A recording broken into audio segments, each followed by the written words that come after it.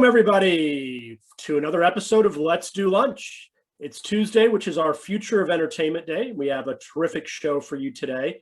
My name is Ned Sherman. I'm a partner at Manat, Phelps & Phillips. I'm also co-founder of Digital Media Wire, the owner and producer of Let's Do Lunch and Digital Entertainment World. So let me invite everybody to introduce yourselves in the chat. You can see it on the bottom nav. What you should do is change the nav to all panelists and attendees, and then please make an introduction. Let us know who's here. Also, if you have questions for our speakers today, you can put them in the Q&A area, which is just to the left of the chat on the bottom nav. So on today's show, we have two guests. We have Nikhita Iyar, who is head of strategic business at Moxtra. Welcome, Nikhita. Hi, Ned. Thank you so much for having me today, and good morning, good afternoon to the audience as well. Great to have you on the show. And we have Seth Schachner. Seth is managing director of Strat Americas. Seth, welcome to the show. Thank you very much, Ned. It's great to be back. Yep. Have a great show, you guys. Thank you. Thanks, everyone, and good morning or good afternoon to everyone wherever you are out there, and welcome, Nikhita. Great to be here with you, folks. We do this pretty much every day for lunch, and it's a pretty good format. We're going to have about a half an hour of dialogue, and then we'll try and stop it on the dot and entertain some questions. And I'd also, just as Ned said, kind of encourage everyone out there. Let us know who you are. Feel free to drop in your contacts or your LinkedIn, and ask some comments, and we will try to flag them during the course of the chat. So thanks very much. So let me kick it off. Nikhita, the Moxtra story is really interesting. Multi-vertical, B2B, messaging. I think I was trying to wrap my head around it a little bit of a good way over the weekend. And I guess my first question is, the company appears to be very versatile and fires on a lot of different cylinders across a lot of verticals. How and why did you land in the entertainment business, and what are you seeing in terms of opportunities for the company there? Well, it's so interesting you say that, right? Because we started off in the banking space. We started off in financial services because it was a natural use case. The core being that in today's day and age, where there's high value transactions and high value accounts involved, there's a tremendous amount of back and forth. And when I say account, that account can represent an individual, it can represent a business. More often than not, the higher value deals and transactions we see taking place on a longer time basis typically come from a business to a business interaction. And one of the most important things we notice is that in today's day and age, there's been a huge shift to mobile behavior. And mobile behavior means people click a button on an app and they expect to get service in an instant, right? That's in our day-to-day lives. So the expectation is actually no different when working with an organization, whether it comes to your bank, whether it comes to a movie distributor that you're working with, your production company, your studio, your talent management team, your board of investors, right? And so from that perspective, we started in the banking and financial services space by saying, organizations need their own app because their customers need to be able to get just-in-time assistance. Meaning the customer, can log in, and anytime, anywhere on my device, I'm able to support that persistent, ongoing, high-value conversation I'm having with somebody at the organization and support my entire journey, which might involve document exchange, which might involve meetings, it might involve signing off. So all in all, that's really where the thought process came from. It's a private, secure channel for just-in-time assistance, which is where, starting in banking and financial services, we saw the entertainment industry almost as a natural extension, because there's, again, high value transactions taking place. There's so much complexity and back and forth in the conversations. And each client, whether that's, a particular talent being managed or it's a production coming together, there's a tremendous amount of back and forth, and there's a lot on the line. For sure. That's a very interesting approach you're coming from. So, so let me just let's just talk a little bit about the tech and the product features, even in a general sense, because I think I also do want to hear from our audience, but I assume we have folks that probably aren't as, there's folks that are directly in the lines of the entertainment business, and it might help just to get arms a little bit around that. Maybe just speak to some of the basic software features that Moxtra offers? I understood collaboration for sure as part of it, but is it sort of in the realm of workplace software, collaboration software? What we really like to call it is its own category. It is establishing customer to business collaboration. Because I think collaboration is almost this misnomer nowadays, right? The term is used so widely that it's turned into internal workplace collaboration, across the office, internal enterprise management. But really our thought process is all of us in some way, shape or form are consumers, we're customers, we're a customer of something. So much so we really got to get into the mindset of our customers, the other businesses we work with. What do they experience when they work with us, right? How easy is it, simply put, how easy is it for them to get in touch and work with us on an ongoing basis? Today, we find that it's a number of disjointed channels.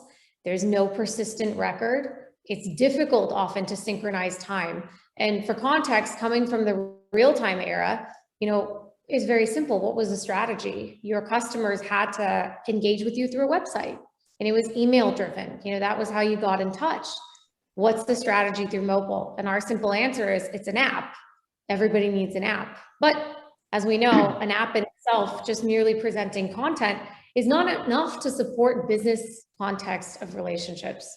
So when it comes to what we've embedded inside of our app model is the ability for any business of any size to come in, get their own private labeled app experience on web and mobile, meaning it's under their brand, it's under their management, their control of relationships, mapping, audit trail, record. And most importantly, it supports every stage of their customers and internal staff working with each other, all from within the app. So we like to call our category creation the one-stop app, because for it to be convenient, it's got to be one stop. So it's fascinating. So let me just a little bit more high level context, if you will, but just think about things like Slack, for example, or Microsoft Office, enterprise software, workplace. Where does it kind of fit in? Does it interoperate? Does it replace? How do you sort of fit into that landscape? Arguably we say we really don't compete with that, because in many ways it's solving for a different problem. In fact, I'd say the internal organization was often the focus, right? But the focus of Microsoft was the desktop. It was the internal enterprise office software. And similarly, that's the game with Slack, right? And in fact, for many years, the model of Slack was built in a way by an engineering team for other engineers and other staff out there who don't necessarily have that day-to-day interaction with the customer. So, it's a phenomenal product, right? We're talking about amazing products out there that have established themselves and created a phenomenal way for inner workplace staff, right? Workplace technology for people to communicate across teams, right? Across channels. But I think in that sense, we almost fit in a way where organizations have used those, but this is a separate buy-in altogether, because this is solving for that end customer experience. And I think that is the key differentiator, is when you build for the end customer, you build for a very different kind of collaboration model, because you're building for that external party, you're building for the roles, you're building for the permissions, you're building for that end experience. And the second piece that's a big differentiator is, for context, our co-founder and CEO was the founder of WebEx. And WebEx was the world's first video collaboration platform. But people think of it as video meetings, as having established that. But quite simply put, what it established actually was the model of SaaS. It established the ability for people and a customer to be anywhere and consume that type of software anywhere they were, which was, previously not possible. Yeah. And so that's the real thinking that comes into play when we think about why this is differentiated. Is we've always been about the customer. We've always been about that end role, being able to reach in and engage in their context. Yeah. Convenience. An end customer meaning, I don't know, a Chase Bank, a Citigroup, or a talent agency, the enterprise, not necessarily the individual, but their employees as part of it. Is that a fair statement, or both? I would like to say it as both. And I'd almost like to say the end customer is, in some cases, let's say it's private wealth where we started. Naturally, there's an end customer, there's high value transactions. And then we moved into investment groups, then we moved into, B2B management for corporate banking. Soon enough, we moved into, what people would think would be B2C and talent management, but really a talent in a way represents another business, right? It's a revenue generating account, to put it bluntly. So in that sense, there's use cases in almost any industry you go into, and that's why entertainment took off for us, because there's a constant need to communicate, and the number of parties involved, they need to get in touch. There's an urgency for just-in-time assistance. Yeah, no, for sure. I mean, I was just thinking, I don't know, maybe most collaborative or the parts of the entertainment or media field where people really need to in some way be in touch. Is that a fair statement? And when you look at this business, it's very different than financial services, I imagine, or other spaces. Like any particular areas that you feel are more or less collaborative or need the services more? Well, I'd say in sports management, in investment management, so media fund, right? For example, how do you keep in touch with every investor, every party who's involved in that process, who wants to know what's going on? Where's the record of all the contracts? And then there's simple, very upfront use cases like managing the entire production process between the studios, the producers, the screenwriters. Every single piece of that structure involves hundreds of people, if not thousands. Sure. Discussions, contracts, permits, scripts, and then on an ongoing basis, there's edits, there's reviews. And then there's cases like talent management. We have the reason talent management stuck almost instantly is there's a talent, there's someone who's being looked out for, but you almost see the app as a hub, because even though there's that one talent, there's an agent, there are representatives, there are managers, there are partners, there's so many people involved in helping that particular talent succeed. No, that's incredibly important. So just let's speak a little bit about maybe some of the fundamentals in the entertainment business, whether that's music or agencies or TV and film production. Rights are a really big piece of it, right? And rights can be very complex by territories in whole and part, cleared or not cleared, and presumably there's tons of databases. Does the app support that, draw on it, or how would that work if you were to land at Warner Media and suddenly be their enterprise app for film and TV productions? Well, I love that question because, coming from banking and financial services, that's actually something we had to think about from day one, which is rights, security, control, management. If you go to a bank and you try to get in with app technology, the first answer is, 10 months of compliance and security checks and who owns the rights to what. So in a way, arguably, we built the platform to be a bit more, on the side of control, compliance, and secure first. Versus, giving the level of freedom that an organization might want. And in a way, now we're scaling down to that. So much so when it comes to rights of media and data, one of the most important pieces we saw is that obviously the first concern is the talent, the customer, the hub of people being able to get in touch and work together on an ongoing basis and get that service. But another huge issue that organizations face is with the rise of mobile, there's no one consistent, clear channel with a record of all the interactions taking place. So you might have a contract signed here. Well, on the other hand, you have, 15 different channels that people are using to communicate. And before you know it, when you get to the end of it and somebody leaves your organization, they take that data history with them and there's no record of the interactions. And I know that mobile is one of the biggest challenges for organizations because it's enabled messaging. It's enabled, that particular staff member having the control with that client in their pocket. So where does the organization fit into that? Which is why a large part of what we've seen is one of the benefits of having a one-stop app is that level of control, that ability to have flight risk managed, have that ability to have every piece of data in that organization completely tracked under your control, under your hub, with a persistent record, because the record is crucial to be able to say 3 years ago, this is what was said between these parties and here's the context for it. Yeah, no, so the mobile handset sounds like it's an important piece of what you're doing. It's not a database administrator sitting back at a studio lot or someone in the archives or distribution arm of an entertainment company. You're trying to give mobile access to essentially any end user of an enterprise client is what it sounds like. Absolutely. And I think that, part of that is being able to connect to backend systems, right? So whether that's a CRM, whether that's a database system, whether that's an integration to something that's extremely crucial. And I'd argue with most of the large enterprises we work with, that's what we've done. Whether it's booking software for a modeling agency, whether it's, actual transaction software on the back end, whether it's a core banking system, all the way to, pretty much in every industry, there's some platform on the back end that manages the data. So what we find is for smaller businesses, typically the way we provide an entire infrastructure of managing what's taking place, managing the controls and roles is many times enough for a small organization. But once Yeah. you get into the larger businesses, there's a lot of infrastructure already set up, which is why our value is plugging in on the front end and being able to almost be the approvals canvas and interaction layer Yeah. that gives the organization control over each role. Yeah, it makes a lot of sense. So when you look out at, the film landscape in particular seems to, change by the week here, depending upon what gets approved and what mergers happening. Are like, do you feel like, I don't know, the tech titans on Amazon and Apple, certainly in Netflix, are they already like completely digitally enabled? And when they go through their own internal production processes, they're already stacked up with people and assets and don't need something like this? And this is more so for different arms of the entertainment industry, or do you think it's broadly kind of applicable everywhere? And where are you seeing traction? I think one of the most important things is we actually like to work, oftentimes with SMB clients, because, it's always harder, right? From a startup perspective, coming from ours, right?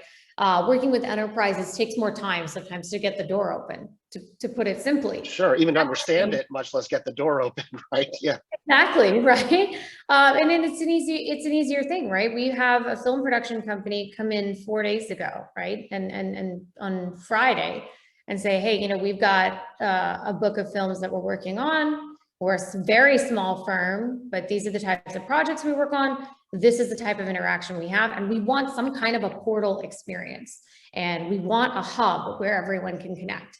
And so my point being, this is a use case we're seeing resonate across different pieces of the entertainment industry, right? There's so many angles you can come at it from. We're seeing sports management take off.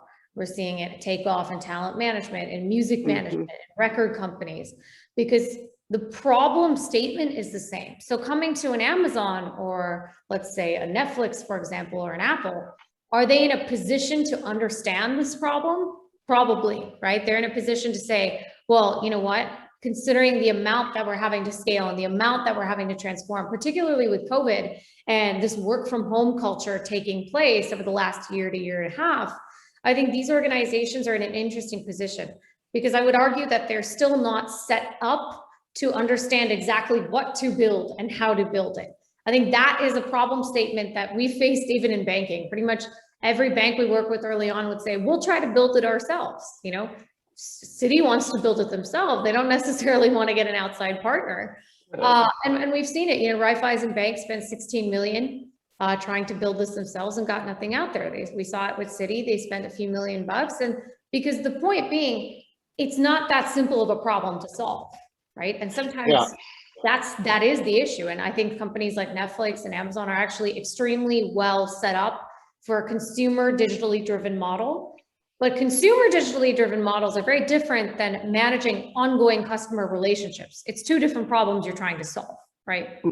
Yeah, no, absolutely. I mean, the enterprise size, I think you said a lot of interesting things there, and I agree with you. I would imagine, data-centric places like Netflix would be presumably in a good position to look at audience trends and to try and understand what might work.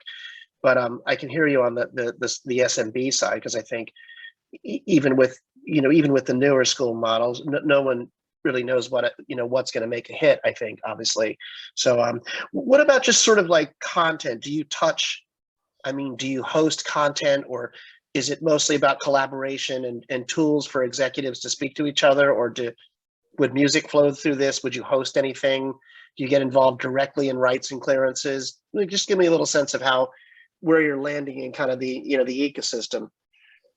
So I think that what I would say is, think about the analogy of email to attachments, right? If there was nothing to attach, there's no reason typically on an ongoing basis to really email each other. Similar context here. There's no need for high touch ongoing messaging, right? You can call it messaging, but in essence, they're heavy duty, high touch customer interaction workflows. So whether I'm an event planner and I'm working with somebody to create this amazing event, there's 80 people going back and forth on the setup, the design, the layouts, the premiere, the show launch, what's taking place, all the way to an ongoing film project over 2 years, the investor groups, the contracts, the production, the screenwriters, the casting, the shoots. You can only imagine the complexity, right? The right, sure. complexity. So what I would say is, are we a content generation, platform? Absolutely not. Are we trying to be? No, right? And I think there's many others that would do that in a much better way. What we are, though, is a place to interact on top of that. So it's when I have a question, and the way I'd actually like to put it is pretty much in any industry we go to, across the entertainment space and across, banking, automotive, distribution, therapy, the use case is always the same flow. It's sharing, discussions, reviews, approvals, transact. That's the workflow, right? It makes a lot of sense. And you navigate away from rights or getting stuck in clearances, presumably liabilities along those lines. It makes total sense to run that channel. I interrupted you. Please continue.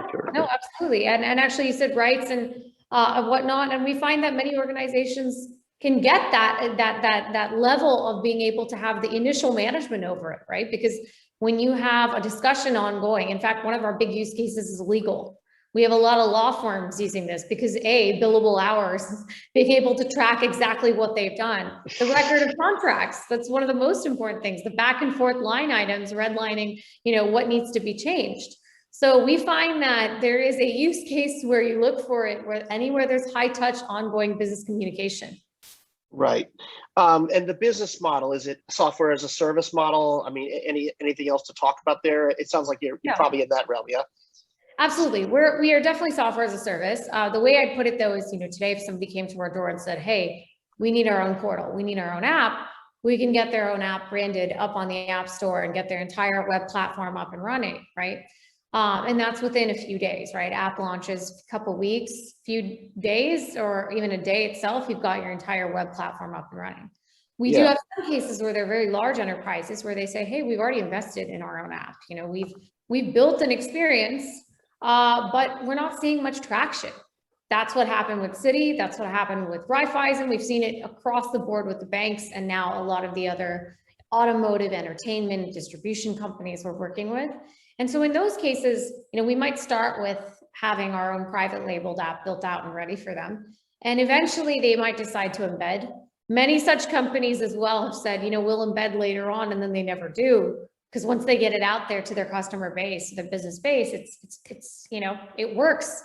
The ROI shows, right? So why move off of something that's working? That being said, there are places that they need to embed, and that's absolutely something we support. So in other words, like a Disney might use this under their own brand. You're sort of a B2B approach to the enterprise. Absolutely, 100%. It's always under the organization's brand. It's never our brand. Understood. Let's talk a little bit about mobile. I've got a lot of background in mobile and in the Americas and doing deals with carriers and lots of fun stuff with entertainment properties and music on handsets over the years. You mentioned that earlier in the preparation. I'm just wondering, just maybe in terms of the mobile landscape, I mean, is it best to think about the app stores and the app marketplaces? Do you ever deal with carriers or other mobile interests, mobile aggregators? Just give me a little bit of sense on the mobile landscape as well and how you operate there, how you see it. The way we like to look at mobile is as follows, right? If you think about the digital landscape overall, the last 30 years, there's been a massive transformation, right? 30 years ago, it was still normal for people to walk across an office, pick up Post-it note messages, drop them at a desk. It was normal for the customer, to differentiate my experience from, let's say, one company to another company based on me walking into that branch or that office, getting an amazing cup of coffee, sitting down, and under that context, getting service, right? And so similarly, if we think about the transition that's been made from, in-person, brick and mortar services to desktop to mobile-driven communication, the biggest shift has actually been in the way time management takes place, right? The way I like to call it, in a way in managing time is multiplexing time. In the real-time era, what we call the desktop era, things like WebEx made it possible for people to be anywhere in the world and connect at the same time. It was, otherwise impossible. It was costly. People were paying for 6-7 hour flights, a hotel room for a 1 hour meeting, and in fact, that's where the inspiration came from our founder, his own life as a sales guy. So similarly, if you look at mobile, the thing we like to focus on here and why we call it the app marketplace more as the focus is because you got to look at consumer behavior, right? In fact, most importantly, consumer behavior today shows us multiplexing time is what mobile has made possible. I can be in 10 conversations at once on my mobile device, and that's completely normal and possible. So inherently, it's communicating, being in touch anytime, any place. Really what that means though, is there's a big shift from real time and the need to connect like this to just in time. It's almost like I can be in a continuous meeting through my text and get my answers, but I never really need to connect in real time unless I want to. So how does that relate back to your question? One of the big things I like to focus on is what mobile has enabled. The multiplexing time model has enabled a new model for delivering service on mobile.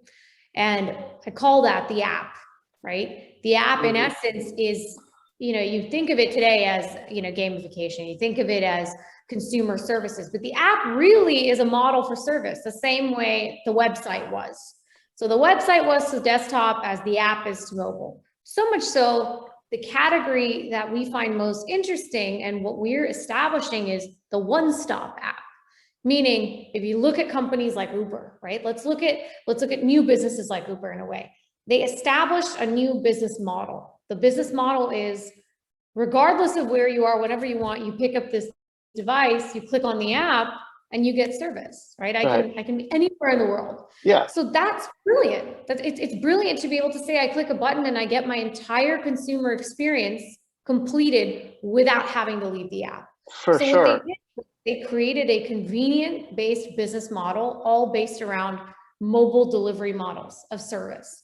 So much so, when it comes to your original question, I really believe the app marketplace is a symbol for consumer behavior. It's a symbol for what the expectation is in the market. So much so, eventually, I believe telecommunications companies, mobile companies will have to catch up, right? How do they work with their providers?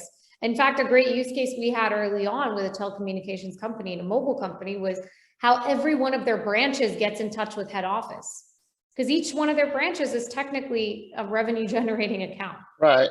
And your app, so you're presumably in iOS as well as Android, right? You're agnostic. And can you just, I don't know how to put this, but just reading all the things that have been, in the press lately with Tim Cook and Apple's issues, just managing its app store. As an enterprise, you're able to conduct your own business, have your own app, sign whatever contracts you want. And there's no, for example, 30% fee that comes off the top or essentially any kind of, I don't know, interruption in your business as a result of being in someone's app store. No, absolutely not. The idea is when you get your own app, and I like the question I'm seeing in the chat, right? Would it be accurate to describe yourself as Shopify, the app space? Absolutely, right? Because in a way, Shopify silently came up because each and every single one of the businesses that they work with, you see it nowadays. You go online and you see Shop Pay and Shop Pay every single place, but you really never see them, right? It's about that brand. And around that e-commerce model, with e-commerce being the focus, and that type of model for Shopify is the entire experience of building the website. So similarly, around the entire end goal of pushing transactions through, right? Closing the deal, getting that contract over the line, which inherently is the goal of any account management, sales management organization, comes the entire process of the communication, the collaboration, the approvals cycle that has to take place with that customer. Interesting. So that was a great question from Arthur Wash. Rick Nyberg, we're starting to get questions coming in, so thank you all. Shoot us some questions in the Q&A or if you want in the chat, but we'll try and get to all of them. Rick Nyberg has asked us something that's a little bit similar, but when you think about the Zoom experience that a lot of us are obviously familiar with, just give us a sense of how Moxtra compares. I was going to ask about Zoom too. Absolutely. Well, it's funny you mentioned that.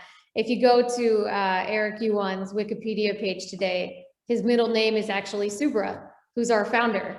And he took that middle name on actually because he was he almost says Subra has been his mentor his whole life and actually was the first and early investor to Zoom. Point being, it's actually a very small circle. We're a very big supporter of Zoom. And in fact, I'd argue they're trying to solve a very different problem. In fact, Eric worked for Subra at WebEx. Subra kind of built WebEx over the course of 20 years, ended up selling it to Cisco. And during that time, once you sell these types of organizations, it goes into a sales channel versus, necessarily being about the product at that time. And so a lot of the development that came from there was the original WebEx team was still heavily focused on two things. A, they were focused on the rise of mobile just beginning. And B, they were focused on improving the video quality and video meetings experience to make it less enterprise-based and more consumable for the day-to-day person.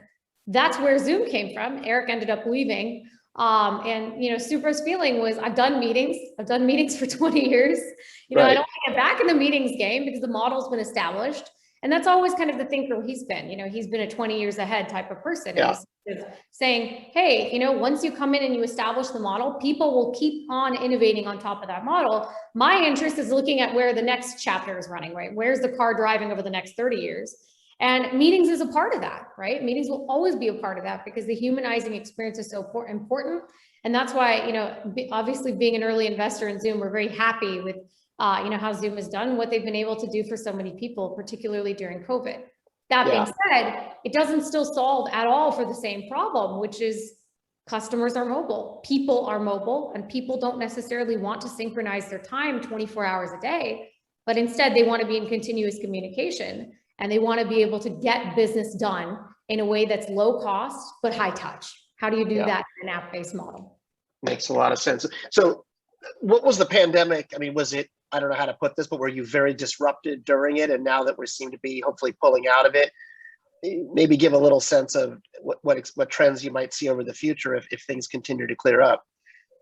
So I think there's a trend from the Moxtra perspective and then from what we think overall in the industry, right? So first thing being from Moxtra's perspective, there was a silver lining, from COVID, right? In an otherwise very terrible, dreary situation that was hard to see so many businesses go through. In a way, it was something that expedited the process we were going through, which is that we've dramatically scaled through COVID. And most importantly, because we had thousands of businesses coming through our virtual doors saying, I don't have a choice. What I was considering is, maybe in the next few years, I need a portal. I need a digital destination. I need a way for my customers to reach me and do business with me. Now is an immediate problem. I don't have a choice because I can't see them in person. I don't have an alternative. What do I do? And many people came in saying, I know I'm looking for a portal. I'm looking for that app kind of experience, but I don't know how to build it myself, right? And it's not easy to. We've seen it from experience with the largest enterprises who have, 200-person IT team or plus, and a huge bankroll, right? So what about an SMB or a day-to-day business? In fact, we had a company who's, a manufacturing company that came in and said they lost 70% of their business at the beginning of COVID. We have a talent management firm, one of Britain's leading talent. They manage a huge roster of England and Europe's leading models, musicians, actors. They came in with the huge struggle of saying, pretty much castings, everything all shut down. We have no way of sitting there and meeting our clients and helping them figure out their career paths and managing our partner network. We're struggling. What do we do?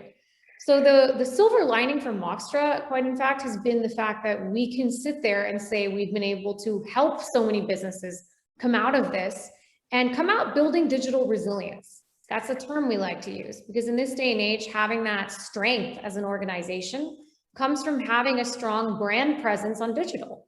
And it's not, a lot of businesses think it's merely marketing on Instagram and, paying all of their marketing dollars towards that type of social media amplification. And many of them don't find a return, right? It works for a certain type of business, but it doesn't necessarily work for the high touch ongoing customer business relationships. Yeah. So industry. Oh, sorry, go ahead. No, I was going to say, like if and when people go back to the office, depending on how significant kind of the numbers and volumes are, I mean, does being in an office collaborating, in person with other people, is that something that could impact your business? I mean, you might see maybe it could hurt down the road, or do you think you'll just complement, their modes of working going forward? No, in fact, I definitely actually see it as a compliment. Reason being, when we were sitting during the times before COVID, we run Moxtra on Moxtra. That's what makes it possible. The best way for us to say it is we inherently are a B2B organization, right? We're powering these app-based models for so many businesses out there across industries. And the reason we can do it so quickly is because we use our own platform. We bring them in and we help deliver just-in-time assistance to them so that they can deliver just-in-time assistance back to their customers. Point being, the inner workplace environment is not a threat to us so much as we miss that, right? I think that humanizing element is always going to be there. People are always going to need to meet. They're always going to need to collaborate in person. And I don't believe that this is looking to take away from that. because we're really not in the robo advice space or the AI space so much as we are in the ongoing high touch relationships. Those are always going to need human support. And in a way, the assistance channel to help that move over the line faster is something that people are more likely to use, which is actually interesting you mentioned that, because one of the trends I was going to mention is I was on a panel during the better part of last year, and we had the head of Citigroup from Australia speaking about what he thinks is some of the biggest learnings from during COVID. And he said, you know, what's interesting is the workplace culture. Consumers, there was so much focus on the consumer being elsewhere, the customer being elsewhere, but organizations are very, very stringent on their workplace being in person. Otherwise, they're not productive. And it's shown a lot of organizations that sometimes giving not just the customers, but the staff that level of mobility helps move faster, right? So I think it'll return to somewhat of a hybrid model, in my opinion. I agree with you. I definitely feel more efficient, even though a little dislocated. I think if you can demonstrate that, I totally agree with you. No, it makes a lot of sense. Let's see, folks. We're getting towards the time I wanted to open this up. We don't have lots of questions, so let me give the audience a little more chance to ask some questions out there. Guys, feel free to pipe up in the Q&A, or we're also watching things in the chat. And Nikhita, it's been awesome talking to you. I mean, it feels like you're in a perfect position for Hollywood, you know, in the new entertainment business, you know, in so many different ways. So hopefully we'll see more of you around town here. You guys are in Northern California, right? Yeah, we're in Northern California. Originally, that's where our HQ is, but we are now growing a huge presence in Orange County, Newport Beach. We have a large presence in the UK, in Amsterdam, Australia, India, Singapore. So quite a global network. And interestingly enough, you know, you mentioned early on, right? How did we get into the entertainment space? Coming from a background like banking. And in a way, our founder grew up in the entertainment space. He grew up in Mumbai, in the middle of it. You know, pretty much his culture, his family, his network was all in that industry. Bollywood, yeah, exactly. So coming to the tech industry was a very big change, coming from Mumbai and moving to the Silicon Valley. But he understood that culture in a way. He understood how it works. He understood and grew up with seeing a lot of those types of interactions. And in fact, closely being involved himself. So much so when it came to retirement, you know, between WebEx and Moxtra, it was getting involved in the film industry and getting involved in financing movies. And he did that for a little bit and then realized that, you know, he likes the marriage between tech and that side of things, right? There's his interesting, unique play is bringing the two together. And that's really why the entertainment space makes sense. It makes a lot of sense.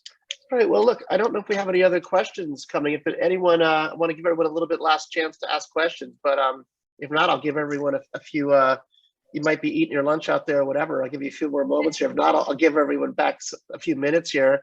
Nikhita, it's an awesome story. So looking forward to seeing you around town here, and congratulations. And thank you very much to Ned and the team. Thank you so much. Such a pleasure to be here today, and appreciate everybody attending and appreciate all the questions as well. Yeah, thank you, Nikhita, for coming on the show. Seth, thank you for a great job moderating. Really appreciate you guys having you on the show today. And thanks to the audience for all your questions and comments. It's always good to have a lively audience for the show. Folks, tomorrow is our Business of Games Day. We have the CEO and Chairman of Motorsport Games with Mike Vorhaus as our moderator. So join us at noon Pacific. Have a great day, everybody. See ya. Everyone.